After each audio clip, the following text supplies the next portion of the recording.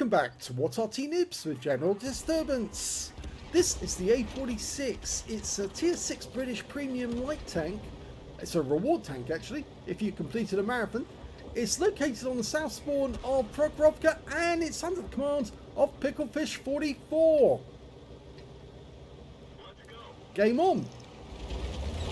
Well, it's got a 76mm caliber gun, 105 alpha and penetration of 105mm as well. As I said, you could actually get one of these if you completed a marathon, and I think you had to get a certain number of tokens or whatever. I didn't do it actually. I thought at the time it was a bit of a waste, but other people have said that this tank is actually quite good. It's actually very small and in many respects it's like a Tetrak, the tier 2. Well, it's Soviet tank actually, but it's a British design tank and a British made tank, but it was given on Lend-Lease. It's in the Soviet tech tree. He's managed to get a long way forward before being spotted, but I think he did manage to get a fair bit of information on the enemy, and he's now weaving to try and get some spotting done whilst he's at the centre line. He could duck into that tree line and spot from there, so I think he might try and do that. The standard reload time is 4.03 seconds, so it's quite quick, but well, not as quick as that 17-pounder you saw on the AT-15A in the last video. It is a light tank, so it's got light tank characteristics. They developed it in 1943 and it was going to be mass produced to replace the Chappie and then the obviously the M3, M5 Stuarts, but they never actually built it. In fact, actually instead they went ahead with the A300 project, or the FB300 project I should say. And oh, we did get spotted. He's being fired at, but he's been lucky so far because he's managed to dodge the shots that were fired at him. Now, as it's a light tank, speed is essential, and it's got a good top speed, 60 kilometers an hour, but very light armour indeed. Well, he got a nice round in the OI, but he can't risk getting a hit from that OI because it really would be rather nasty. He hasn't got a whole lot of hit points, only 580 in total. He's decided to stop here for a moment. Yep, got one into the side of the OI there, but he's been spotted again, so I have to pull back. There's 2 Arty on the enemy team. If he stays still for any length of time, they'll have him. But the OI is now one shot, so he could drive up and shoot him in the side, and I don't think the OI would be able to do much about it, to be honest. Yeah, he's focusing on what's ahead of him, and in the end he gets taken out by the KV-2. But unfortunately, the enemy M44 just took out our Hellcat as well. So that didn't work out so well for the Hellcat. Well, he's doing the light tank bit again. Spotting. And, oh, got spotted again and fired on. But he managed to avoid that shot. Will he be able to avoid another one? Getting over the ridgeline? Yes, he's safe. And looks like the enemy lost their T-37, or is it? No, that's our T-37 went down there.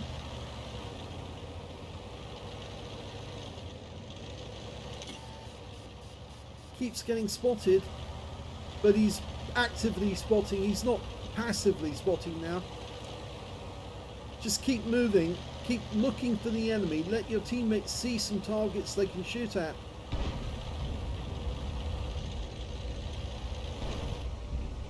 Oh, leopard.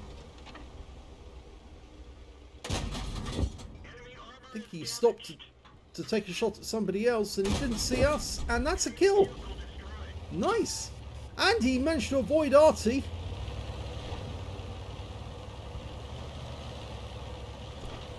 Well, we're not doing so well up on the hill, and 2 enemy heavy tanks have pushed over the centre line and hit straight towards our cap, and that BDR, well, that was a bad decision for him. The BK's trying to use the wreck there for cover,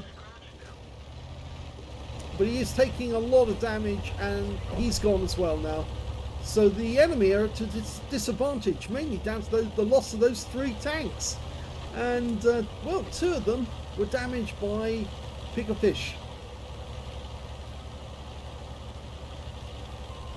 Well, there should be a T-34 somewhere up near the centre line. He's spotting the enemy tanks up on the hill. He could sit by this rock and shoot up at the ones on the hill, but he did get spotted by the Nashorn, who's on the other side of the railway line in the village. And that's something for the Arty to fire at. Hopefully they will take advantage of that. He's popping up here again, just to get a proximity spot. Where are you? Oh, he's actually taking a proper look. Where's that big Nashorn? He didn't even proximity spot him. He must have moved away. Might be worth going over the railway line into the village, but he's now sitting to take shots at the T-3485. Our guys are moving ahead in the west side of the map. There's the Nashorn. He's been spotted and he's low on hit points, so he must have taken some damage and he's gone. The Chi-Nu got him in the end. Okay, we've got a T-67 and there's the T-34. Puts 1 round into him and I think he hit the engine because he slowed down and stopped. And the enemy T-67 is... oh! That was the T-3485M on the hill that just hit him. And they could pop up here in the bushes and use those wrecks for cover. There's a pair of wrecks just behind him, and he can pop up into that bush and shoot at the T-3485M.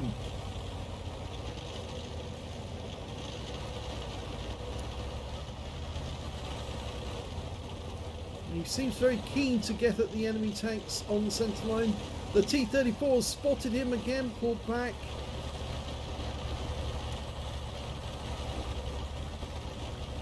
I notice Picklefish likes his point of view where he actually is only just looking from the turret. It's slightly easier actually to look back from this distance and see the whole vehicle as it's moving along.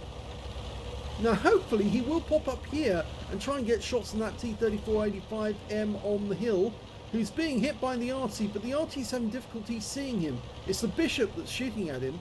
Now can he get close enough to get spots on that T-3485M? Oh no, he went into the wrecks. I go across into the village. You need to find out where that T-3485M is. And he's up on top of the hill. The Bishop wants to see him. And the Bishop can't see him at the moment, so obviously he's not firing.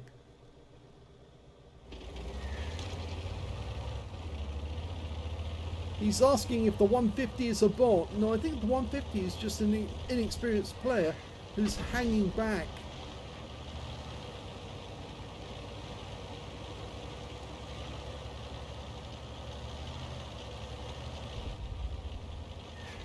Oh, Arty's firing in this area. Now, where is the... oh, there he is! He's actually just the other side of the railway line. Now, the Bishop could try and go for the T-3485M, but I think he's got other concerns now. Well, somebody is firing at the T-150.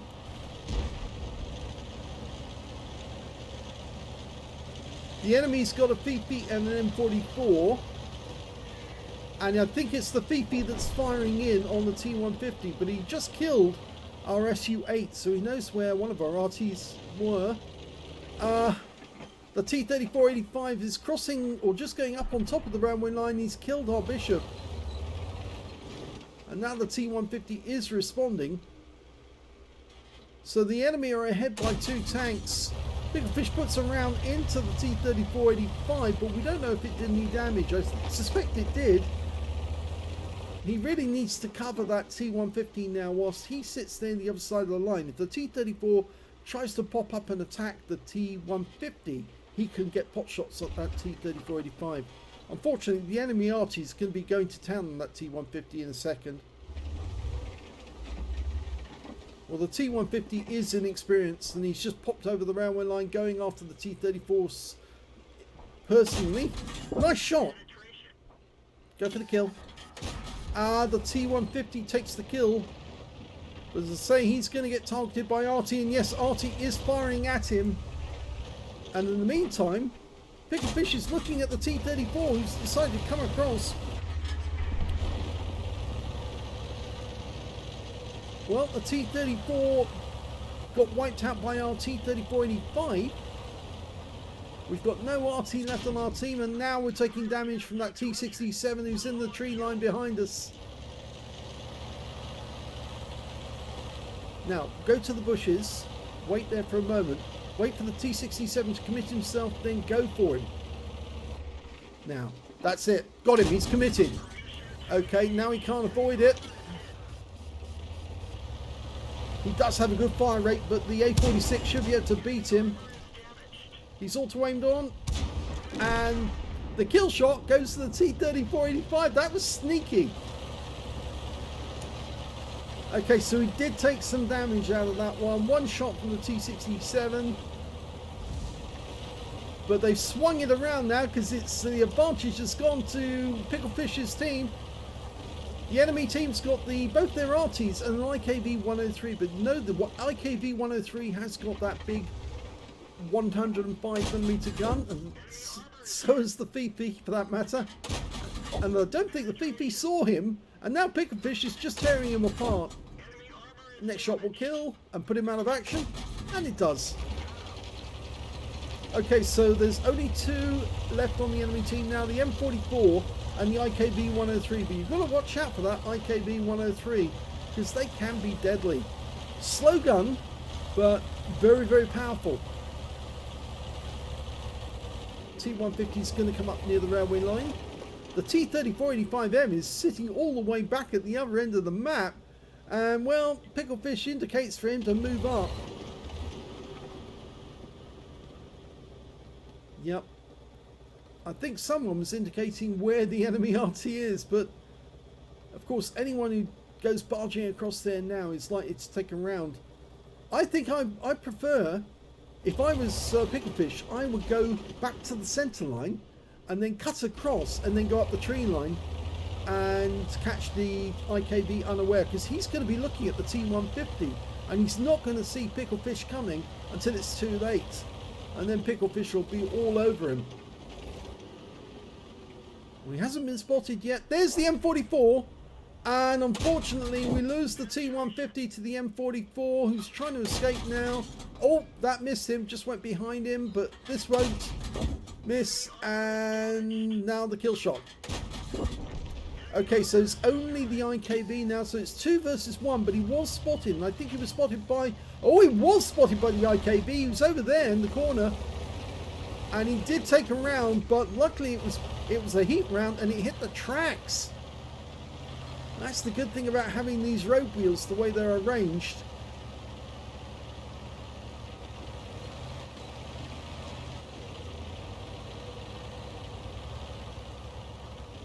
Okay, well, now he's got to pull away from the IKV. The T-3485M's coming up the other direction.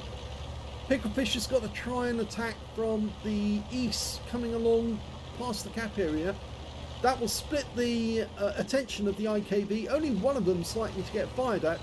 And of course, then of course, with the reload, he should be able to get some damage. He's just blind firing here to get the guy's attention. Go now. The T-34 is close. Just got to cover this distance quickly. There's the IKV. Always looking at us. Or was he? No, he looks like now he's looking at the T-3485, but there's the kill shot, and he was looking at us. And there's the kill shot on the IKV from the T-3485.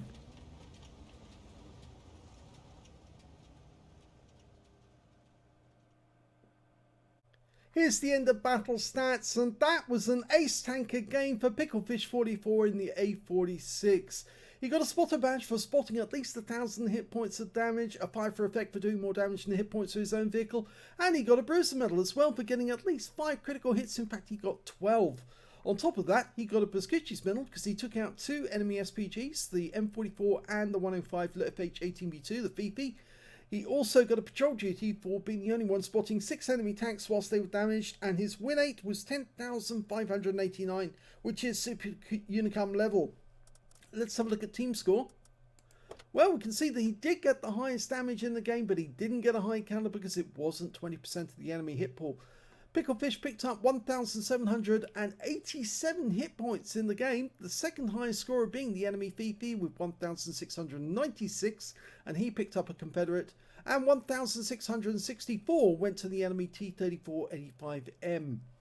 When it came to kills, it was the T-3485M on his team who got the highest with 5 kills, the last one left alive. 4 kills went to the enemy T-3485M, the 1 kill by the T-150, and 3 kills went to Picklefish in the end. And when it came to base XP, it's Picklefish who got that one with 1,435, the only one to get over 1,000. 817 went to the T-67, 742 went to the T-3485M. Picklefish fired 27 rounds. He got 20 direct hits on the enemy and 18 penetrations. Damage of 1,787 hit points, of which 302 were at more than 300 meters. He did receive 4 hits from the enemy, 3 of them penetrated, 1 non-penetration, that was the one that hit the wheels, and 1 hit by way of splash damage as well. I said that this thing really doesn't have any armor, and you'll see that in the armor profile shortly. So this tank is very vulnerable. He blocked damage of 300 hit points in total. Spotted 4 enemy vehicles, damaged 8 of the enemy, killed 3, and did 2,018 hit points off spotting assist in the game. He earned 62,925 credits, but he used a lot of premium ammo to get the extra pen, and as a consequence he actually made a loss for the game of 6,145 credits. 2,152 XP, 646 for this being a premium vehicle, took away 2,798 experience points altogether.